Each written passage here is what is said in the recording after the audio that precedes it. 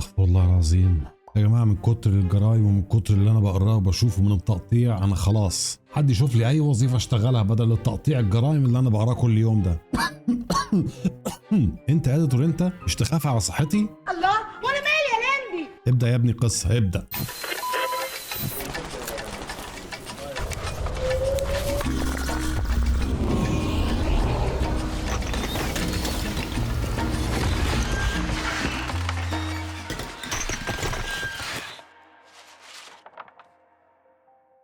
حكاية الفيديو ان بنت اسمها كوثر محفوظ. البنت دي بنت عادية وهادية ومتدينة ومن عيلة محترمة، متجوزة بقالها 6 شهور من شاب عنده 33 سنة اسمه محمود ابو النجا، وبقالهم لسه 6 شهور متجوزين. والبنت محترمة واهلها متدينين وهي متدينة، ودي حاجة مهمة جدا، والعريس واهله كمان ناس متدينين. كوثر كانت بنت منقبة وكانت ست بيت، وجوزها عنده مصنع صغير وكل يوم بينزل يروح دوامه. الحكاية دي عملت ذعر كبير في مصر في الوقت ده في 2006، لانه ما كانش حد متوقع ابدا ان في ناس بالقذاره دي وبالجبروت ده. البنت كوثر كانت على طول في حالها، وكانت دايما بتنزل كل يوم الصبح السوق بتاعها حوالي الساعه 11 12 الظهر، وجوزها انكل محمود كان دايما بينزل الصبح بدري يروح شغله. كوثر ما كانتش كتيره الكلام، كانت قليله الكلام. اتعرفت على جارتها ام زينب، وكانت هي دي الوحيده اللي تعرفها وصاحبتها. يوم 2 اغسطس 2006، هو شهر اغسطس ده دايما عمل لنا مشاكل.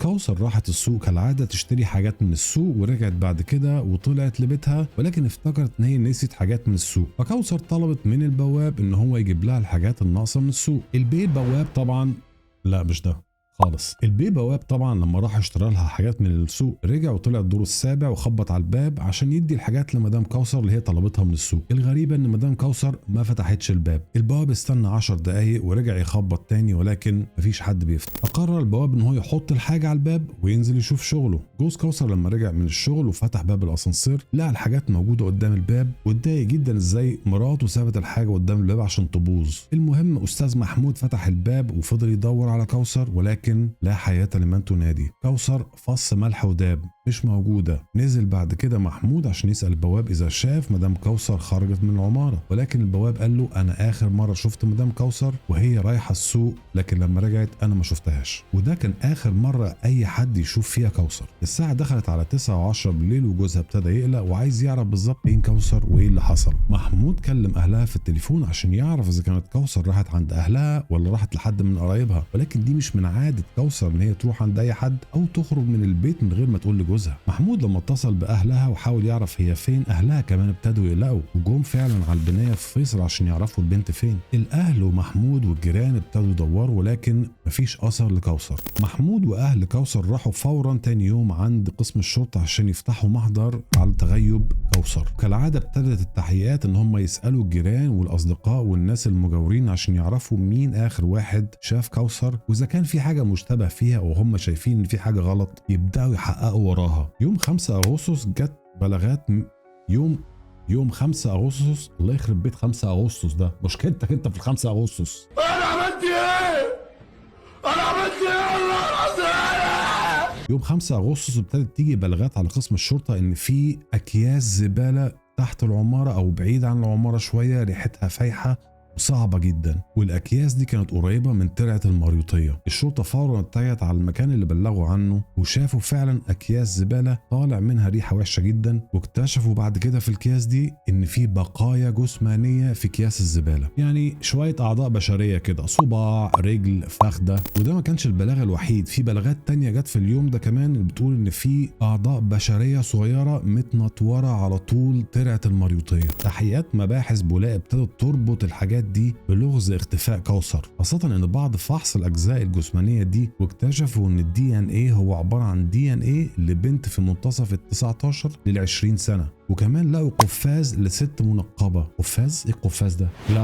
جلافز. لقوا جلافز من اللي بيلبسوه ستات المنقبات اللي بيغطي الايد كلها. وبعد الفحص وبعد التحريات ان هم يعرفوا الدي ان ايه اللي موجود جوه الجلافز ومين اللي كان بيلبس الجلافز، التحقيقات قالت انه الشخص اللي بيلبس الجلافز ده سنه ما بين 19 سنة لل 25 سنة وهي ست. وده اللي خلى الشرطة والتحقيقات اللي فاتحة ملف باختفاء كوثر محفوظ يتحول من ان هي بس مختفية لان هي تكون جريمة قتل. الشرطة هنا بدأت تدور عن مين القاتل ومين اللي عمل الجريمة البشعة دي، وبدأوا يسألوا الجيران والناس الأصحاب على أي دليل يقدروا يوصلوا له. وفي بعض التحقيقات وصلت لهم معلومة إن جارهم اللي هو زوج صاحبة كوثر الله يرحمها وهو الأستاذ رضا الحلاق، وده زوج ام زينب اللي هي صاحبه كوثر، جات لهم معلومات ان رضا الحلاق سد الديون اللي عليه وسد الايجار المتاخر. لما الشرطه حبت تستجوبه وتعرف هو جاب الاقساط دي منين وجاب الفلوس فجاه دي منين اللي سد بيها الاقساط كمجرد روتين مش اكتر، لاحظوا على استاذ رضا الحلاق ان هو ابتدى يتوتر وابتدى يقول اي كلام زي ما صاحبي كان عليه ليا فلوس ورد لي الفلوس ودي الطريقه اللي دفعت بيها الفلوس المتاخره. وده يبان منطقي جدا، ولكن لما الشرطه حبت تدقق اكتر في الموضوع حبوا يسالوا رضا الحلاق ده عن معلومات اكتر عن صاحبه اللي بيتكلم عنه، وهنا ابتدى رضا يرتبك وما يعرفش يرد ويقول كلام مش مفهوم. وهنا طبعا الشرطه المصريه ما تتوصاش لما تلاقي حد بيلكلك في الكلام ومتوتر ومش عارف يقول ايه. اثبت ايدك تحت، ايدك تحت، ايدك تحت، ولا نازل ايدك، نازل ايدك. المحققين فورا جابوا قرار من المحكمه ان هم يدخلوا بيت رضا الحلاق عشان يشوفوا المصيبة السوداء. وللأسف يا عزيزي لما يخشوا بيت رضا الحلاق ما يطلعش حلاق فقط، ده طلع جزار من أسوأ المستويات. بناء على التقرير بتاع الشرطة بيقولوا انه بعد دخول بيت الأستاذ رضا لقوا بقايا دم على باب الثلاجة وفي الحمام، وبعد تفتيش البيت بالكامل لقوا بقايا أعضاء لجسم كوثر فوق التلاجة، ولقوا اللبس واحدة منقبة تحت السرير. يعني الراجل ما حاولش حتى يخفي الأدلة ويعمل فيها مجرم شاطر، ودي كانت أول جريمة يرتكبها في حياته وأبشع جريمة في مصر. ولما سألوا بعد كده رضا لما قبضوا عليه عشان يعرفوا هو عمل الجريمة دي ليه، قال لهم بكل برود ورد وقال إن أنا طلبت من كوثر إن هي تيجي معايا الشقة جوه عشان تساعد أم زينب لأن هي حامل وتعبانة. ولما دخلت كوثر الشقة قرر رضا الحلاق إن هو يخنقها بإيده لحد ما فقدت الوعي وماتت كوثر. ولما رضا شال القفازات اللي على ايدين كوثر لقى خواتم ولقى انسيالات ذهب، ودي الطريقه اللي سدد بيها الاقساط اللي عليه والفلوس اللي عليه. وقرر هنا استاذ رضا الحلاق ان هو يحط الجثه في الحمام ويملى البانيو ميه بملح عشان الريحه ما تطلعش في البيت. ومن هنا رضا ابتدى يقطع الجثه في الحمام بمنظر بشع عشان يقدر يتخلص من أجزائها ومحدش يشك فيه بأي طريقة، لدرجة إن هو ابتدى يقطع أجزاء صغيرة جدا ويحطها ويشد عليها السيفون. المنظر بشع والقصة كلها بشعة، وده ما يخلينيش أطمن لأي حلاق أروح عنده تاني. انتوا بتبصوا لي كده ليه؟ محدش يبص لي البصة دي. بس في الحقيقة وبعيد عن أي هزار دي قصة صعبة جدا وما اتمناهاش على أي حد، ويقول لك قد إيه إن أنت ما تنفعش تثق في أي حد سواء إذا كان شخص عادي أو ممكن في لحظة من اللحظات يبقى قاتل. في حاجة تاني؟ مفيش حاجة تاني. دي قصة النهاردة، أشوفكم على خير.